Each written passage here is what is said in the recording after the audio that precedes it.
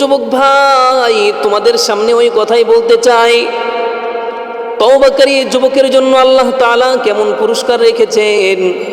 নিজের জীবনের প্রতি অনুতপ্ত হয়ে যদি মালিকের দরবারে তওবা করতে পারো, যদি নিজের গুনাহের প্রতি অনুতপ্ত হয়ে মালিকের দরবারে কান্না করতে পারো, আমাদের বড়রা কিতাবের মধ্যে লিখেছেন তওবাকারী যুবকের জন্য আল্লাহ তাআলা 4টি পুরস্কার রেখেছেন। কয়টি? 4টি পুরস্কার রেখেছেন তওবাকারী যুবকের জন্য। 1 নম্বর পুরস্কার হলো আত-তাইবু হাবিবুল্লাহ। তওবাকারী যুবক, সুসংবাদ শোনো। ও তওবাকারী যুবকের জন্য কেমন বড় সুসংবাদ! আত-তাইবু হাবিবুল্লাহ, তওবাকারী যুবক হলো আমার আল্লাহর বন্ধু। এখন আসো না একটু দেখি হাবিবুন মানে কি, একটু দেখি আমরা। ভাষাবিদগণ বলেন বন্ধু ব্যবহারের জন্য আরবি অনেকগুলা মুরাদিফ শব্দ ব্যবহার হয়। একই শব্দ ব্যবহার হয়, আরবি অনেকগুলা শব্দ ব্যবহার হয়। তার মধ্যে হাবিবুন এটার মানেও বন্ধু, খলিলুন এই শব্দের মানেও বন্ধু। খলিলুন শব্দের অর্থ বন্ধু, হাবিবুন শব্দের অর্থ বন্ধু, সদিকুন শব্দের অর্থ কিরে বন্ধু।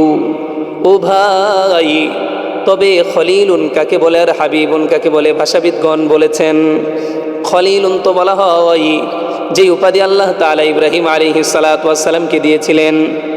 খলিলুন ইব্রাহিম আলাইহিস সালাতু ওয়াস সালাম যেমন বলা হয় ওয়াত্তাখাদাল্লাহু ইব্রাহিমা খলিলা, ইব্রাহিম হলো আমার খলিল। খলিল কাকে বলা হয়? খলিল বলা হয় যে আল্লাহ তাআলার জন্য পাগল। খলিলুল্লাহ ইব্রাহিম আলাইহিস সালাতু ওয়াস সালাম আল্লাহ তাআলার প্রেমে পাগল ছিলেন, আল্লাহ তাআলার ভালোবাসায় মগ্ন থাকতেন। এই জন্য আল্লাহ তাআলা ইব্রাহিম আলাইহিস সালাতু ওয়াস সালামকে উপাধি দিয়েছেন খলিলুল্লাহ, আমার খলিল। তবে মুহাম্মদুর রাসূলুল্লাহ সাল্লাল্লাহু আলাইহি ওয়াসাল্লামের উপাধি আল্লাহ তাআলা দেয় হাবিবুল্লাহ।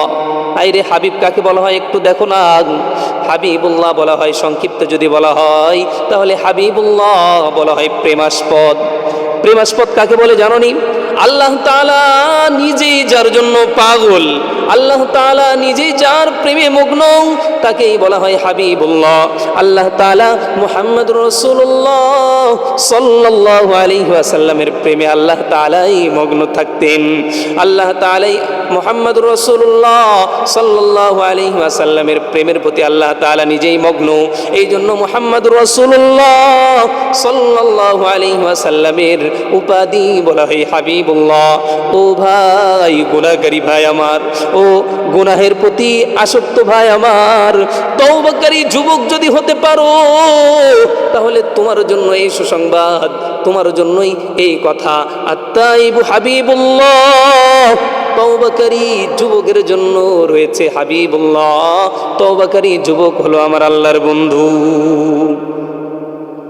এবার আসো না 2 নম্বর পুরস্কার কি? 1 নম্বর পুরস্কার হলো আত-তাইবু হাবিবুল্লাহ, তওবাকারী যুবক আমার আল্লাহর বন্ধু। 2 নম্বর পুরস্কার কি আমরা লক্ষ্য করি? আত-তাইবু মিনাজ যামবি কামান লা যামবালা, তওবাকারী যুবক তো এরকম যুবক, ওই রকম দামি যুবক। আল্লাহ তাআলা তওবাকারী যুবককে কেমন বানাবেন জানো? আত-তাইবু মিনাজ যামবি কামান লা যামবালা, তওবাকারী যুবক তো এরকম যুবক আল্লাহ তাআলা তার জীবনের গুনাহকে এমনভাবে পরিষ্কার করে ফেলবেন। ছোট বাচ্চা মায়ের গর্ভ থেকে জন্মগ্রহণ করলে তার জীবনের মধ্যে যেমন কোনো গুনাহ থাকে না, আল্লাহ তাআলা তওবাকারী যুবকের জীবনের মধ্যে এরকম পরিষ্কার করে তার জীবনের মধ্যেও কোনো গুনাহ থাকবে না। শুধু তাই না, ইউবাদদিলুল্লাহু সাইয়্যাতিহিম হাসানাত ওয়া কানাল্লাহু গফুরুর রহিমা। আল্লাহ আল্লাহ क्या मुबारक नाम है, अल्लाह अल्लाह आशिकों का काम है। अल्लाह अल्लाह ইচে শিরি নিস্তনাম শিরে সকার নিকুনাদ জাগনাম তামাম। আল্লাহ আল্লাহ তু মেরা মাবুদ হ্যায় अल्लाह अल्लाह तू मेरा गफ्फार है। আমার আল্লাহ তাআলা কেমন, শুধু ওই বান্দার জীবনের গুনাহগুলো মাফ করে বিষয়টা এমন না। তওবাকারী যুবক যদি তওবায়ে নাসুহা অনুতপ্ত হয়ে মালিকের দরবারে দাঁড়াই বলতে পারে, মালিক জীবনটা গুনাহের কারণে ভরাই ফেলছি, মাওলা আমার গুনাহের কোনো শেষ নাই, যদি আমার গুনাহের দিকে তাকাও রে মালিক আমি মাফ পাওয়ার যোগ্য না। তবে মাওলা তোমার রহমতের সাগর, অপরন্ত সাগরের তো কোনো শেষ নাই, তোমার রহমতের দিকে তাকাইয়া আমি গুনাহগারকে মাফ করলে তোমার কোনো ক্ষতি নাই। এইভাবে কান্না করে করে যদি মাওলার দরবারে বলতে পারে, আল্লাহ তাআলা শুধু ওই বান্দার জীবনের সমস্ত গুনাহ মাফ করবে বিষয়টা এমন না। আল্লাহ তাআলা তার পূর্বের গুনাহগুলোকে ইউবাদদিলুল্লাহু সাইয়্যাতিহিম হাসানাত, আল্লাহ তাআলা তার গুনাহগুলোকে নেকি দ্বারা পরিবর্তন করে দিবেন।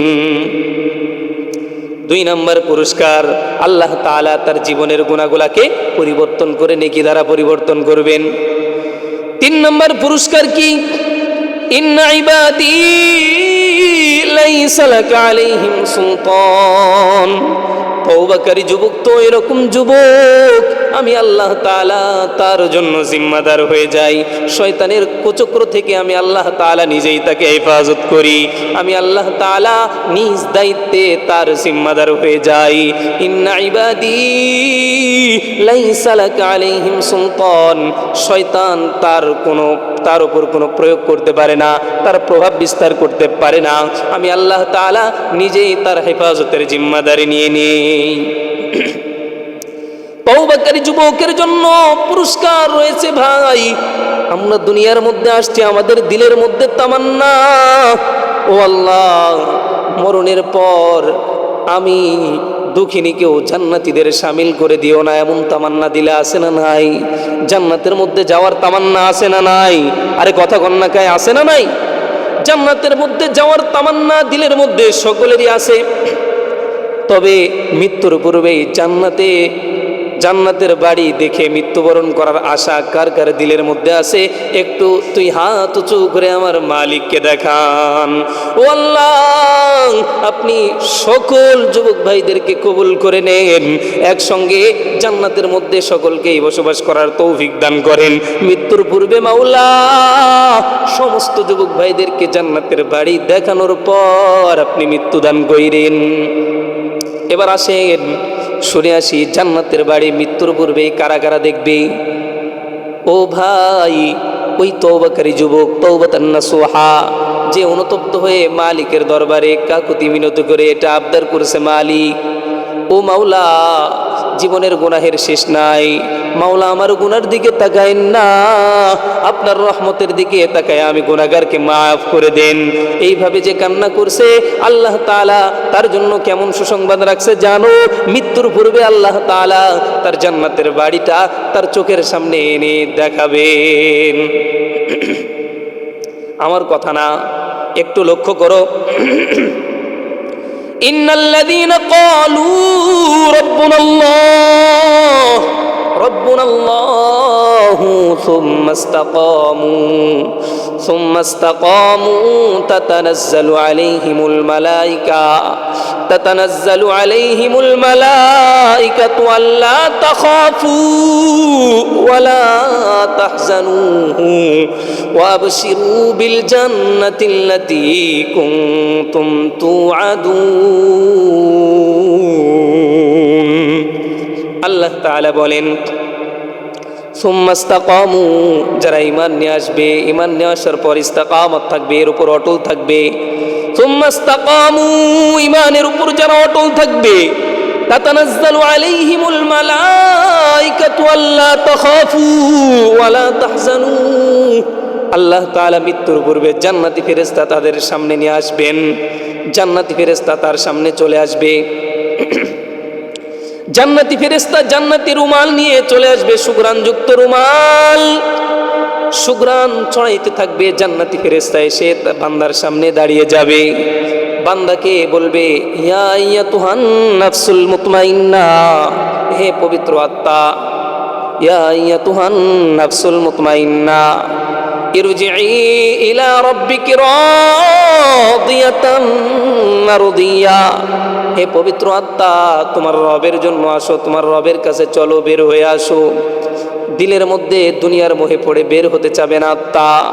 দুনিয়ার মহব্বত দিলের মধ্যে থাকবে, বের হতে পারবে না। মহব্বত দুই ধরনের থাকবে। কয় ধরনের? দুই ধরনের মহব্বত। একটা হলো অতীতের মহব্বত, আজকে যদি আমি মারা যাই আমার বিবি বিধবা হয়ে যাবে, আমার সন্তানটা এতিম হয়ে যাবে, আছে না নাই? আমার সন্তানটা আজকে এতিম হয়ে যাবে, আমার বিবি আজকে বিধবা হয়ে যাবে, এই চিন্তা মাথার মধ্যে কাজ করবে। দ্বিতীয় নাম্বার চিন্তা হলো যদি মারা যায় আখিরাতের জীবনটা আমার কেমন হবে, আখিরাতের জিন্দেগিটা আমার কেমন হবে। দুই ধরনের চিন্তা মাথার মধ্যে থাকবে। এই জন্য আল্লাহ তাআলা বলেন, বান্দা জানি এই সমস্ত চিন্তা তোমার মধ্যে কাজ করবে। আল্লাহ তাআলা বলেন, লা তাখাফু ওয়া লা তাহজানু, সামনের ভবিষ্যৎ, লা তাখাফু ভবিষ্যতের যে চিন্তা তোমাকে গ্রাস করে ফেলছে, ভবিষ্যতে কোনো চিন্তা নাই। ওয়ালা তাহজানু, পেরেশানি হয়ে গেছো, বিবি বাল বাচ্চার অবস্থা কি হবে? আমি আল্লাহ তাআলা নিজে এই দায়িত্ব নিয়ে নিলাম।